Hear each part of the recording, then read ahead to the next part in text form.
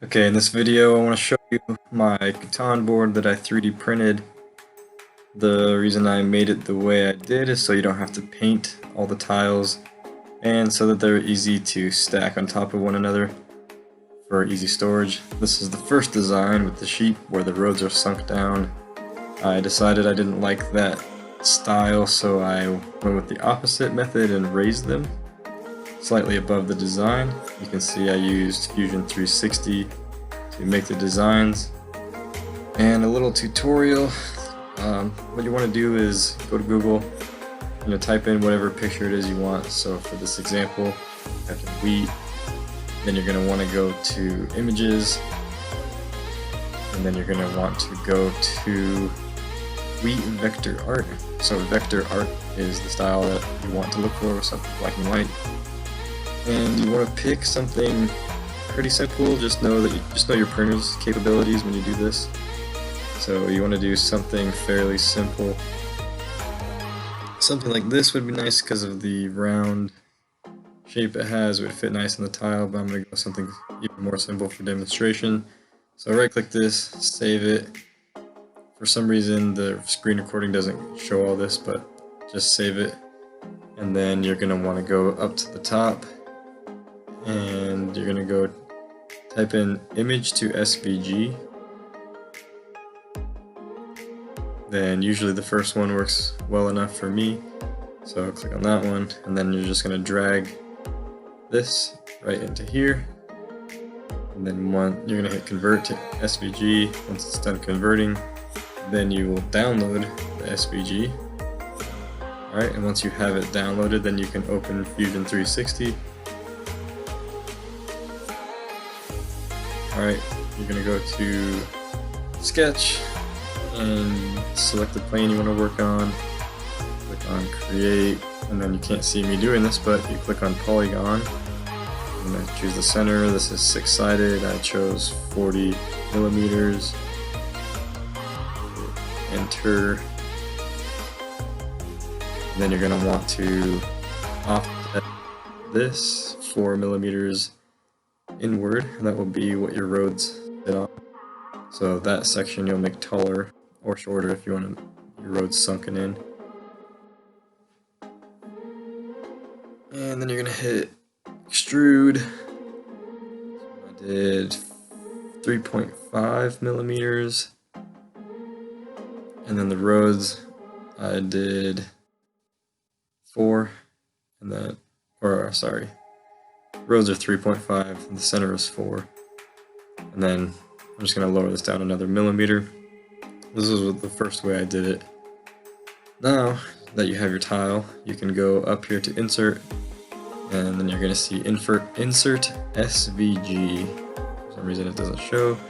Then you want to click on the top of the tile, which is where the SVG will be imported to. So click on the top of the tile, and then you will see this. Alright, if you zoom out, not in, then you'll see your image. So you grab the circle, put it around however you want to view it. Then you're going to grab the square to move it, and then this little thing in between the arrows which lights up right there. Drag that left or right, that will shrink it or maximize it. And then you can, place this SVG image where you want it. Then you're going to select the whole thing. When you select this using the cursor, you're going to want to go from left to right. If you go from right to left, that is going to select through, and it's going to select everything. So from left to right, it's going to select the wheat. If for some reason it also selects the tile, just click the tile to unselect it, and it will keep the rest of the image selected. Again, hit extrude, and then I went down, I think 2 millimeters. And that's it. That's how you take an image and put it onto the tile. So that's just an example. It's a pretty easy one to do. And here are the ones I went with when I made my final design.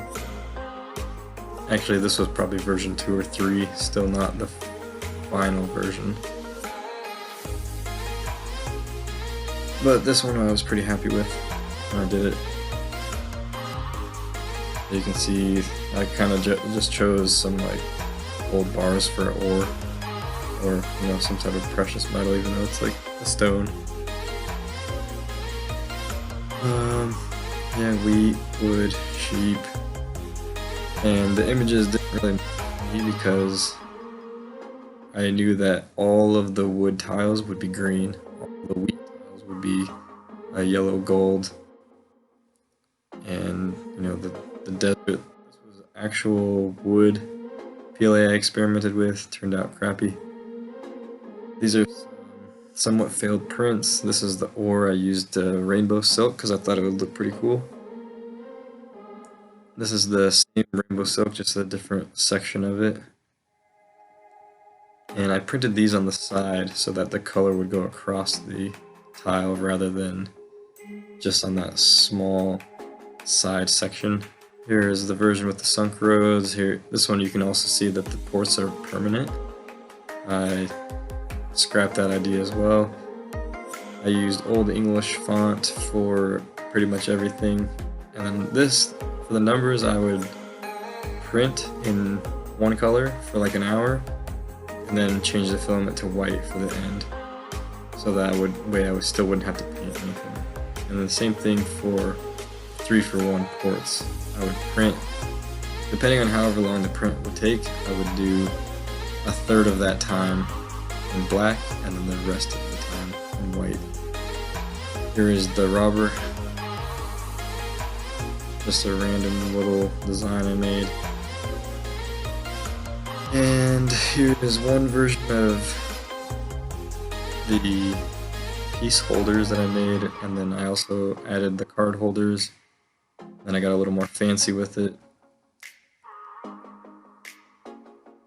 And just threw the word Catan in there. Here's another first version that it didn't go with. And I printed about 5 or 6 of these for friends. And basically they just helped me pay for the filament because it was pretty expensive. Now you can see I started to think a little smarter and I started to cut up the tiles, and here I added the waves. And the reason I started cutting it up is because it saves on time and it saves on plastic. So I can get more pieces out of it and I can print the entire thing faster. And it looks as cool as your background. So dark wood looks pretty cool. And made the desert look a little better. That wood way was crap. In the future I'd like to make some sort of wooden box that holds everything nicely. As you can see, for the sides, for the ocean, whatever you want to call it, the border, the edges have their own different shapes so that you don't mess up the ports.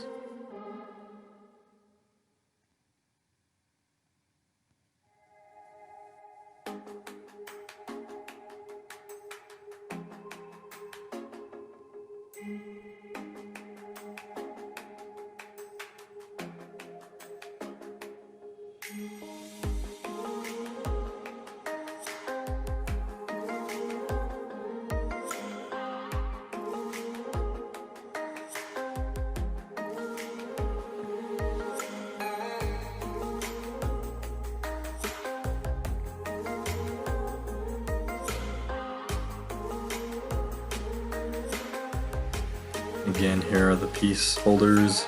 I put the 2 roads in the front, down at the bottom, that way when all the roads are in, you can stack these pieces on top of each other with all the pieces inside. And then you can see there's 2 little sections for holding cards in the back, and then the one in the front for the development card that has not been used yet. And you can see I even cut up the roads and the cities. Again, just so they'll print faster. This is the card holder I made. It is a 12-hour print, and I sized it to the cards that I ordered off of Etsy. So the cards are a little smaller than the ones you would get from the original board game.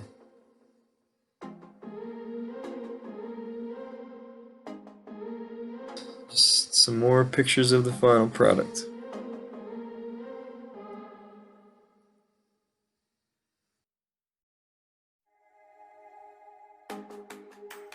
This was probably a 4 or 5 month long project for me of making it, editing, recording.